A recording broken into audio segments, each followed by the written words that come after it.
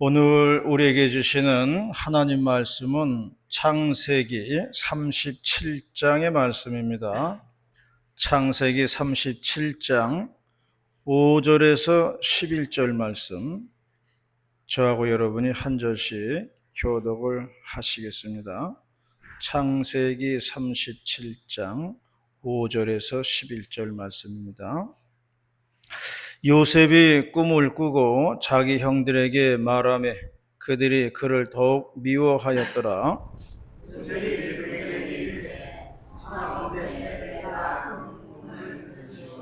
우리가 밭에서 곡식단을 묶더니 내 단은 일어서고 당신들의 단은 내 단을 둘러서서 절하더이다. 그의 형들이 그에게 이르되 우리가 참으로 그의 왕이 되겠느냐, 참으로 우리를 가지게 되겠느냐 하고 그의 꿈과 그의 말로 말미암아 그를 더욱 미워하더니, 요셉이 다시 꿈을 꾸고 그의 형들에게 말하여 이르되 내가 또 꿈을 꾼즉 해와 달과 열한 별이 내게 절하도이다 하니라. 그가 그의 꿈을 아버지와 형들에게 말하니 아버지가 그를 죽이고 그에게 이르되 내가 꾼 꿈이 무엇이냐, 나와 내 어머니와 내 형들이 참으로 가서 땅에 들여 내게 절하느니라. 함께 봅니다. 그의 형들은 시기하되 그의 아버지는 그 말을 간직해 두었더라. 아멘. 교단 신문에 올라온 글을 읽어보았는데 30대 여 집사가 이제 글을 썼어요. 뭐라고 썼냐면은 이 여집사가 20대 후반에 2년 과정에 식물만 전문으로 그림을 그리는 미술 전문 학원에 다녔다고 그래요. 그런데 어느 날 강사로 들어온 젊은 남자 선생님을 보게 되었습니다. 근데 그 강사 선생님이 꽃을 보는 그러한 표정이라든지 그리고 일에 아주 열중하는 그런 모습에서 감동을 받게 되었다는 거죠. 하지만 선생하고 이제 학생의 관계인지라 더 이상 진전되지는 않고 그냥 마음속으로만 그냥 생각하고 있었지요. 그렇게 이제 2년 동안의 시간이 흘러가고요. 학원을 졸업하게 되었다는 것입니다. 이 여집사는 소원이 내가 결혼을 한다면 이 남자랑 결혼하고 싶다. 그렇게 소원을 가지게 되었다고 그래요. 그러면서 이제 그때부터 기도를 했다고 그래요. 하나님, 이 남자랑 꼭 결혼하고 싶습니다. 결혼하게 해주세요. 그렇게 기도했다고 그래요. 이제 그것도 3년 동안을 기도했다고 그럽니다. 주변에서는 말하기를 아니 그러려면 차라리 먼저 가서 고백을 해. 그게 빠를 거야. 그렇게 얘기했는데 친한 사이가 아니었기 때문에 거절당할 것을 두려워해가지고 말도 못하고 그렇게 있었는데 3년이 되는 즈음에 어느 날 그 남자 선생님한테 전화가 한 통 왔더라는 거죠. 그래서 잘 지내느냐고 안부를 묻고 갑자기 생각이 나가지고 전화했다고 그러면서 전화를 했다는 거예요. 그래서 그날 통화를 시작으로 해가지고 몇 번의 만남을 가지게 되었고 그렇게 만난 지 한 2달 반 지나가지고 두 사람은 결혼을 하게 되었다. 그렇게 말하고 있습니다. 자, 그러면 이제 기도로 얻은 남편이고요. 3년 동안이나 기도했어요. 그러면은 남들보다 더 잘 살 거라고 생각을 했다는 거예요. 남들보다 더 잘 살고 더 행복하게 살 거라고 생각을 했다는 겁니다. 그 과정이 굉장히 어려웠잖아요. 어렵게 이루어졌잖아요. 그런데 살아보니까 10년 동안 이제 살아왔다는 거예요. 살아보니까 살아가면서 많은 일들을 이제 겪게 되었고요. 그러는 가운데 서로를 원망하면서 싸움도 많이 했다고 그렇게 얘기합니다. 그동안 고생하면서 기도했던 생각, 그리고 응답이라고 하는 것은 까마득하게 잊어버리고, 서로에 대한 존중심도 잃어버렸다는 거예요. 그러면서 말하기를 7월 달은 딸기의 계절이라고 그래요. 7월 달은 딸기의 계절이라고 그러더라고요. 딸기의 꽃말이 있는데 꽃말이 사랑과 존중이라고 합니다. 그래서 이제부터는 기도를 바꿔야 되겠다 그렇게 말했어요.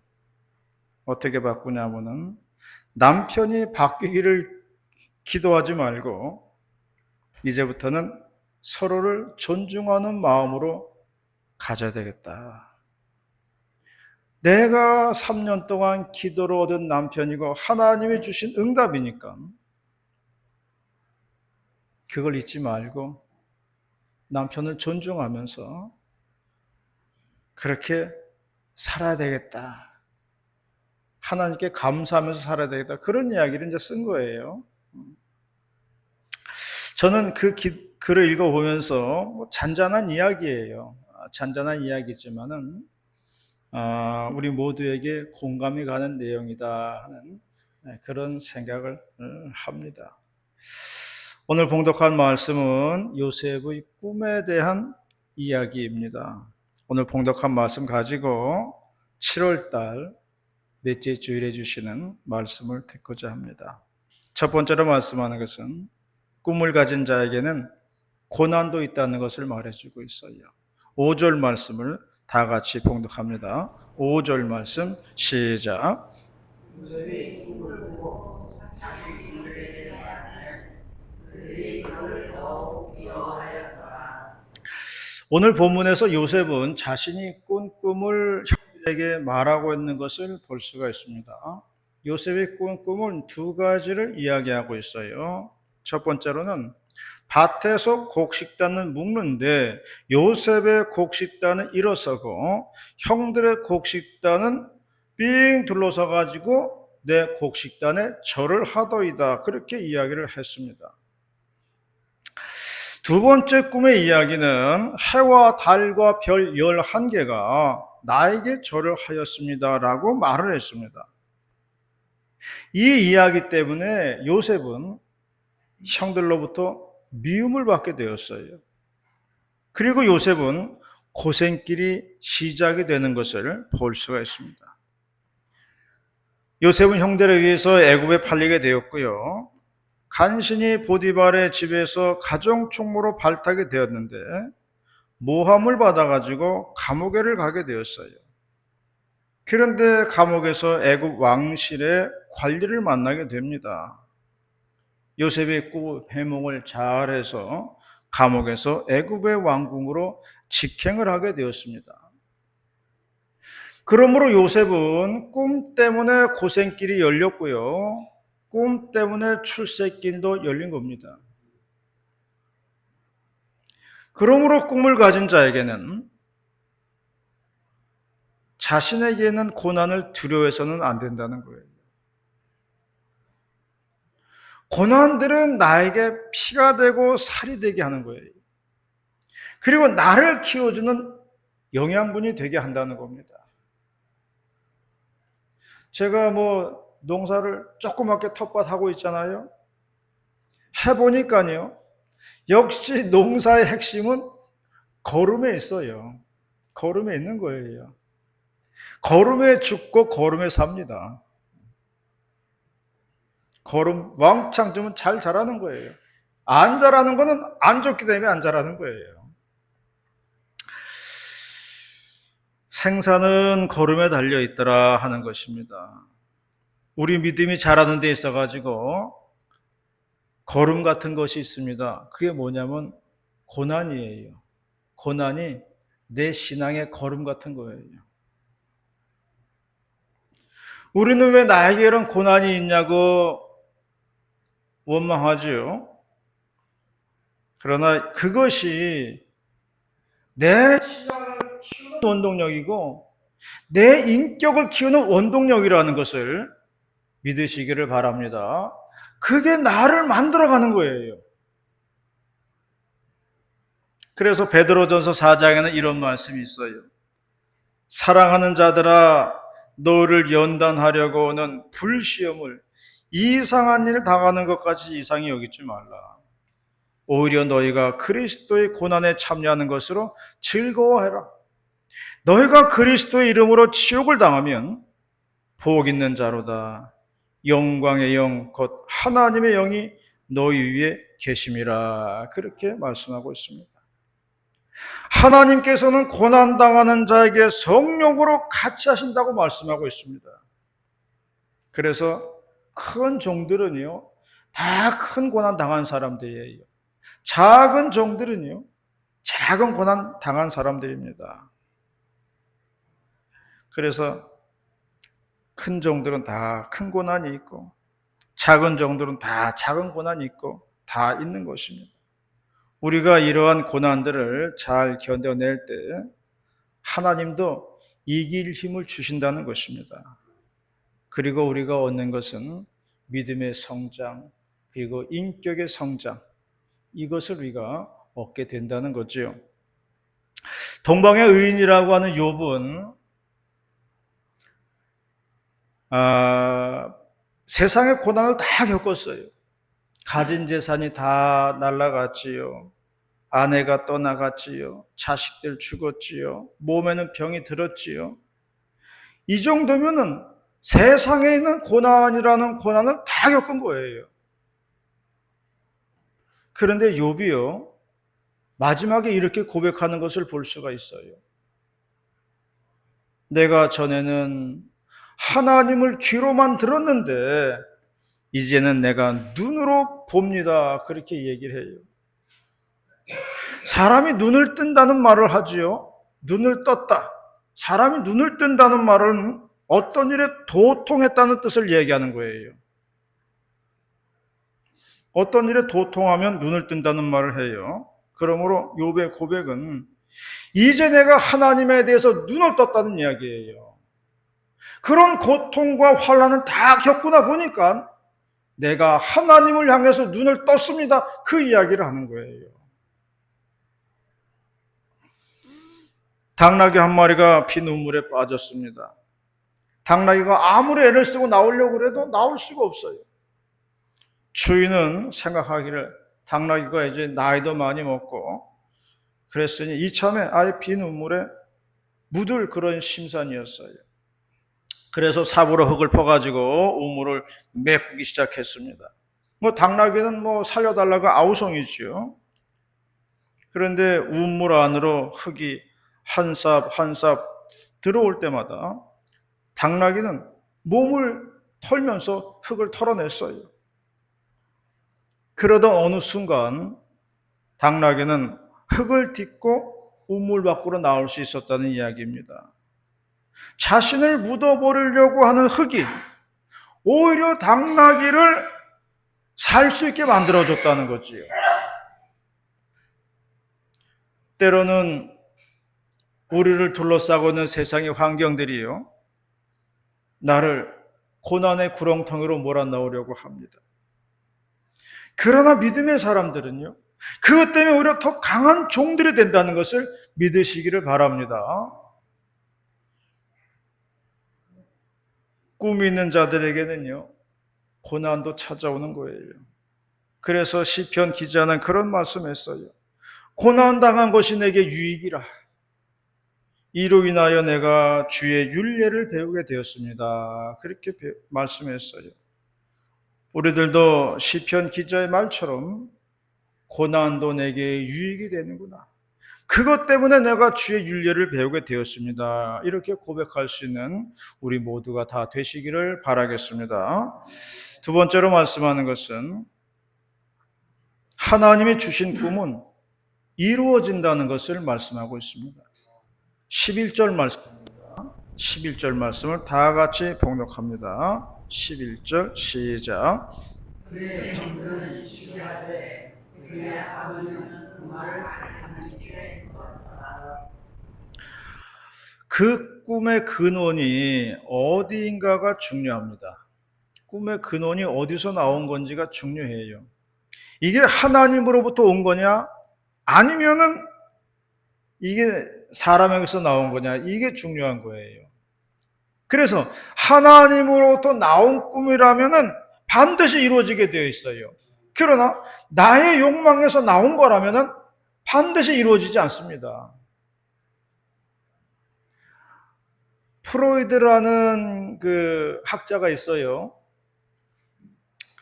정신분석 학자인데 유명하지요. 그가 자신의 저서인 꿈의 해석이라는 책에서 이런 말을 했어요. 우리가 잠잘 때 꾸는 그 꿈의 정체가 무엇이냐? 그 꿈을 이제 분석을 하는 거예요. 그 꿈의 정체는 뭐냐면 무의식의 발현이다 그렇게 얘기했어요. 무의식이 드러나는 거다 그렇게 얘기했습니다. 우리의 정신 속에는요, 의식과 무의식이 있다고 합니다. 우리가 많은 생각하고 살죠? 그런데 우리가 많은 생각을 하지만은 그걸 다 뭐 행동으로 옮기지는 못해요. 왜냐하면은 세상에 윤리도 있고 무슨 뭐 전통도 있고 도덕도 있고 그런데 우리가 마음대로 할 수가 없잖아요. 다 절제하고 다 누르고 살기도 하는 겁니다. 우리가 뭐 마음대로 생각나는 대로 행동하면 세상에 사고가 나는 거잖아요. 큰일 되잖아요. 그래 다 감추고 누르고 그리고 살아요. 절제하고 삽니다. 그런데 그런 것들이요. 우리의 무의식 속으로 들어가는 거예요. 무의식 속으로 들어가 가지고 무의식이라고 하는 그 철제통에다가 그걸 다 담아 놓고서 자물쇠로 꽁꽁 묶어 두는 겁니다. 그런데 이 자물쇠가 언제 풀리느냐? 풀릴 때가 있어요. 이게 잠잘 때 풀린다는 거예요. 이 자물쇠가. 무의식에 담아놓은 철제통에 담아놓은 이런 것들이 이 잠잘 때 이게 풀린다는 거죠. 그게 꿈이라는 거예요. 그래서 꿈이 그게 무의식이 튀어나오는 게 꿈이라 그렇게 얘기했어요. 이게 프로이드의 꿈의 해석입니다. 제가 언젠가 꿈을 꾸는데 꿈의 내용이 뭐냐면은 새벽 기도 시간이 됐어요. 뭔가 시간이 늦었어요. 나가려고 그러는데 와이셔츠를 입는데 이 와이셔츠 단추가 안 채워지는 거예요. 이게 차례대로 끼우면 되는 거잖아요. 단추를 이렇게 차례대로 하면 되는. 차례대로 했는데 자꾸 하나가 남네 이게. 예? 자꾸 이게 남는 거예요. 안 맞는 거예요 이게. 그래서 차분하게 하자, 차례대로 하자, 차례대로 하는데 또 하나가 이렇게 남고 안 맞는 거예요. 밖에서는 5시 넘어가지고 찬송 소리가 들리지요. 빨리 나가야 되는데 와이셔츠는 이렇게 단추가 왜 자꾸 안 맞는지. 밤새도록 아주 그냥 단추랑 씨름하느라고 고생한 적이 있습니다. 그게 꿈이에요. 이런 걸 보면은 프로이드의 꿈의 분석이 맞는 말인 것 같기도 해요. 그런데요, 꿈도 신령한 꿈이 있습니다. 신령한 꿈도 있어요. 자고 일어나는데 너무나 선명한 꿈이다. 이런 거 뭔가 특별한 뜻이 있는 거예요. 너무 생생한 꿈들이 있습니다. 그런 건 뭔가 뜻이 있는 것이다. 그렇게 생각을 합니다. 제가 믿음 생활하던 그 초창기에는 신령한 꿈을 잘 꿨어요. 신비한 꿈들을 이렇게 잘 꿨습니다. 그런데 문제는 뭐냐면은 몇 번 그러다 보니까 이게 아침에 일어나기만 하면은 오늘 무슨 꿈을 꾸었지? 그 생각을 하는 거예요. 그래가지고 완전히 꿈의 노예가 돼가지고 내 생활이 꿈의 지배를 받는 거예요. 그러다 보니까 안 되겠더라고요. 우리는 현실 생활을 사는 사람들이지 꿈속에서 사는 사람들이 아니에요. 현실은 현실이고 꿈은 꿈이에요. 현실과 꿈을 혼돈하면 안 돼요. 우리가 그런 마음을 가지고 살아야 됩니다. 그래서 사람이 몇 번 이렇게 신령한 것을 겪었다고 해가지고 그런 생각에 매이면 안 된다는 거예요. 우리가 사는 이 세상은 현실 세상이라는 걸 항상 염두에 둬야 돼요. 간혹 신령한 꿈이 있습니다만은 꿈에 매여서 살면 안 된다는 것을 말해주고 있습니다. 오늘 요셉의 꿈은 하나님으로부터 왔다는 것입니다. 그리고 하나님으로부터 온 꿈은 반드시 이루어진다는 거예요. 요셉은 애굽에 팔려와 가지고 가진 고생 다 했습니다. 그러나 결국에 애굽의 총리가 되었어요. 요셉 때문에 가족이 다 애굽으로 이사 왔습니다. 요셉은 자기 가족 다 먹여 살렸어요. 결국 꿈대로 됐잖아요. 곡식단이 전부 요셉의 단이 머리 숙였잖아요. 해와 달과 11개 별이 다 요셉에게 절하는 꿈이 이루어지게 되었다는 겁니다. 우리가 맞이하는 이 현실은요, 불가능해 보이는 것 투성입니다. 안 될 것 같아요. 불가능해 보여요. 그러나 모든 것은 하나님의 뜻대로 된다는 것을 믿으시기를 바랍니다. 뜻이 하나님에 있다면 그 뜻대로 다 되게 되어 있다는 것을 여러분들이 믿으시기를 바랍니다. 주님이 함께하는 꿈이라면 반드시 응답이 있다는 것을 우리가 믿어야 합니다. 주님의 약속을 굳게 믿고 사는 우리 모두가 다 되시기를 바라겠습니다. 마지막으로 말씀하는 것은 꿈은 미래를 바라보게 한다는 것이에요. 꿈은 미래를 바라보게 합니다. 사도행전 2장에 이런 말씀이 있어요. 너희의 자녀들은 예언을 하고 너희의 젊은이들은 환상을 보고 너희의 늙은이들은 꿈을 꾸리라. 그렇게 말씀했습니다. 성령이 임하면은 노인들도 꿈을 꾼다고 말하고 있어요. 꿈을 꾼다는 건요, 다른 말로 하면은 미래를 바라본다는 거예요. 저도 보니까요, 나이가 들어가면서요, 자꾸 지난날 과거 이야기를 많이 합니다. 그렇게 되어 있어요. 왜냐하면 이게 지나온 시간이 훨씬 길잖아요. 그러니까 뭐 사연들도 많고요. 뭐 곡절들도 많은 거예요. 그래서 지나온 과거에 매이는 경우가 많습니다. 그런데 하나님의 영인 성령이 임하면은 노인들도 꿈을 꾼다 그랬어요. 노인들이요. 지나온 과거에 매이지 않고 앞을 바라본다는 거예요. 미래를 생각한다는 겁니다. 앞으로 남은 시간들을 바라본다는 거예요. 이걸 봐야 된다는 거예요.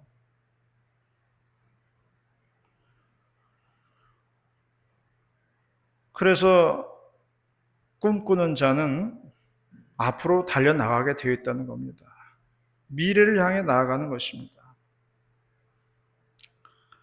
그러므로 내 인생의 미래에 희망을 가지라는 것을 말씀하고 있어요.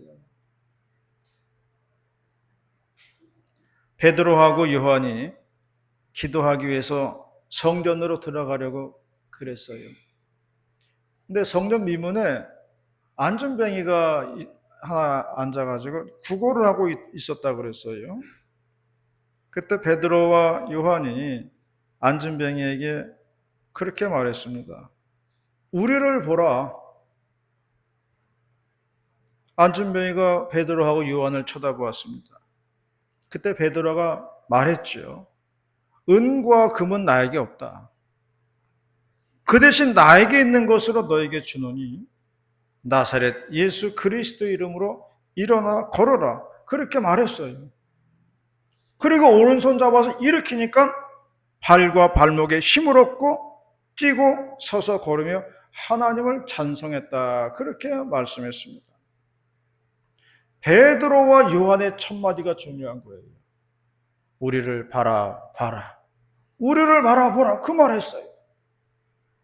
그러므로 우리가 누구를 바라보느냐가 중요하다는 거예요. 우리가 예수 그리스도를 바라보면요, 안전뱅이도 일어나는 기적을 보게 되는 겁니다. 그러므로 예수 그리스도를 바라봐야 된다는 거예요. 이 세상은 갈릴리 바다처럼 풍랑도 있고 파도도 있고 두려움도 있고 어둠도 있어요. 그러나 예수님 한 번 바라보고 나아가니까 걸어가잖아요. 눈을 들어서 예수님을 바라보는 자에게 기적이 임한다는 것을 믿으시기를 바랍니다. 어떤 선생님이 바구니 안에다가 꽃을 담고서 제자들에게 물었다는 거예요. 이것이 무슨 바구니입니까? 그랬더니 제자들이 다 그것은 꽃바구니입니다. 대답했어요. 선생님의 꽃을 이제 드러내고 거기다가 생선을 담았어요. 이것은 무슨 바구니입니까? 그랬더니 제자들이 다 그건 생선 바구니입니다. 그렇게 대답했어요. 선생님이 말했어요. 맞다. 꽃을 담으면 꽃바구니가 되는 거고 생선 담으면 생선 바구니 되는 거다. 그랬어요. 마찬가지로 우리 안에 지저분한 걸 담고 있으면은 우리가 쓰레기통이 되는 거지만은 그 안에 향기 나는 꽃이 담겨 있으면은 우리도 향기 나는 사람이 된다는 것입니다. 그러므로 내 안에 무엇을 담을 것인가가 중요한 것이에요. 내 안에 예수 그리스도를 담고 내가 예수 그리스도를 보고 나아가면은 우리의 미래가 열린다는 것을 말씀해 주고 있는 겁니다. 주님의 종들은 예수님만 바라보고 사는 사람들입니다. 주님은 우리의 미래에 관심이 있어요. 우리 주님은 여러분들의 미래에 관심이 많습니다. 주님은 우리들의 과거에는 관심이 없어요. 주님은 이미 지나온 과거에 연연하지 않습니다. 과거에 매여있지 않아요, 주님은. 우리의 미래에 관심이 많아요. 그래서 주님이 함께 할 때 노인들도 꿈을 꾼다는 얘기를 하는 거예요. 미래를 바라보게 한다는 겁니다. 앞으로 나아가게 한다는 거예요. 과거로 돌아가지 않고 앞으로 나아가게 한다는 겁니다. 젊은이들은 환상을 보고 예언을 한다고 말씀하고 있어요. 그러므로 우리가 주님만 바라보고 그리고 우리 인생의 미래를 설계하는 우리 모두가 다 되시기를 주님의 이름으로 축원합니다. 기도하시겠습니다. 사랑과 은혜가 많으신 아버지 하나님 감사합니다. 오늘도 7월달 넷째 주일에 주시는 주님의 귀한 말씀 감사 찬송 올립니다. 하나님 아버지여 지치고 상한 심령에게 생수가 되는 말씀 되게 하시옵고 이 말씀 붙들고 힘어둬서 미래를 향해 달려나가는 복된 성도도 다 될 수 있도록 인도하시고 역사해 주시옵소서. 할렐루야 감사드리며 거룩하신 우리 구주 예수님의 이름으로 기도 올리옵나이다. 아멘.